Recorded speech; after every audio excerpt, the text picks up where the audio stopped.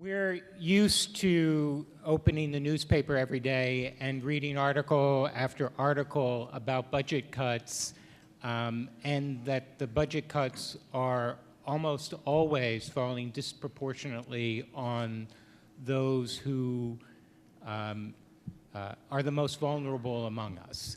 And so we need to, this is truly historic for the state and the city to commit new resources and to redeploy existing resources to house the most vulnerable among us.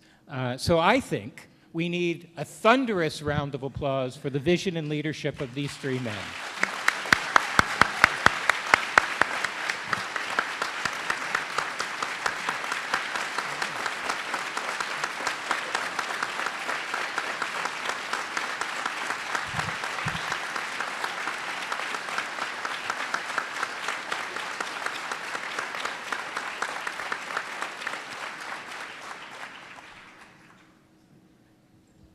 I would like, we don't have a lot of time, and this is very exciting news and lots for all of us to absorb.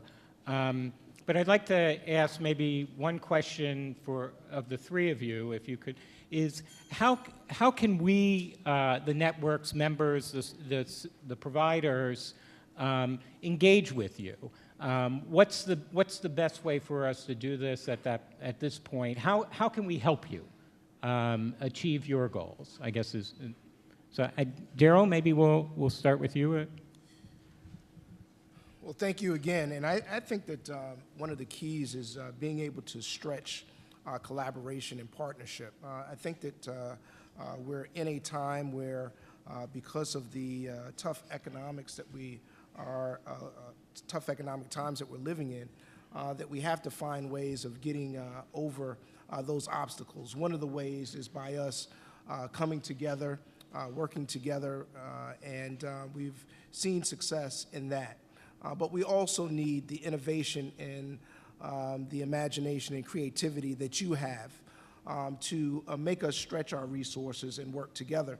So I think that we have a time that, as opposed to looking at the challenges because of tough economic times, that we can be creative in order to be successful. This is a model, as I said, it's a new paradigm for us to focus attention on supportive housing. And it came by us working together.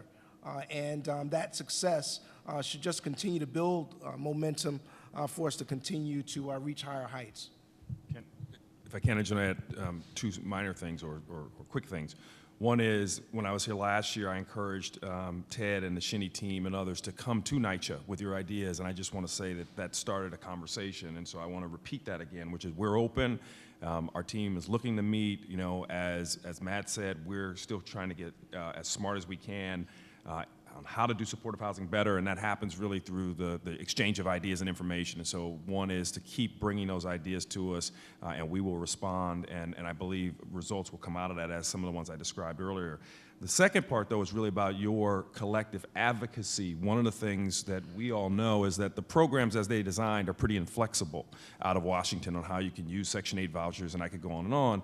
And without advocacy from a group like Shinny, saying, hey, look, we need to give the housing authorities and the state the flexibility to use those vouchers to program them in ways that provide, to get projects built and to provide the supportive services that are needed, and that may go outside of the traditional ways in which we assign and allocate vouchers, is huge, because through each of these projects I named, we had to get particular waivers and other things, and those aren't necessarily the most efficient way for us to move forward on a programmatic basis if we want to increase production, as Matt described.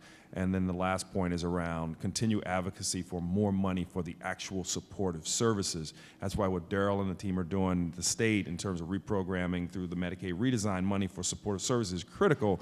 NYCHA doesn't receive any money to provide supportive services. So every dime we spend to make sure that those supports are in place means one less unit, more likely than not, that we're producing, because we're reprogramming those dollars on the support side that we all know, as we all articulated, are absolutely necessary for families to remain independent. So we need you to fight incredibly hard in an advocacy perspective on the support dollars for supportive housing. I'm going to echo what has been said by Darryl and John. Collaboration, feedback, and advocacy. And I feel like that's something that Shinny does spectacularly. Again, we've had a great relationship with you. We've had great dialogue. As you know, by my own admission, I didn't even start thinking about supportive housing in a granular fashion until you rolled up in HPD gangster style and challenged me to commit to something. At which point I really started looking at it. You guys are terrific, and that's a relationship we look to build on. I would say that to the extent that we're going to be expanding supportive housing production, as noted, we're looking at new models of financing in order to be able to infuse the financing of supportive housing with new capital assets, 4%, 4% tax credits, bonds, different mixed income structures with component pieces being project-based. A lot of this stuff has been tried in it's some, but we don't have perfected models, and I think that it is going to be a challenge moving forward in order to try and ensure that the models that we are using can be perfected to the point of being consistently replicatable, and to the extent that we can have more of a dialogue around what needs to happen in order to ensure the replication of those models. I think that would be great. We have to have more than just Martin Dunn telling me what needs to be done for. We all do. Yeah, there has to be. That is my challenge to Shinny. Send somebody else besides Martin Dunn to tell me how things need to be financed. So that's what I think we need. Great. Well, thank you. Again, thank you for your vision. Thank you for your leadership. Thank you for joining us today and partnering with us again and anew. Thank you.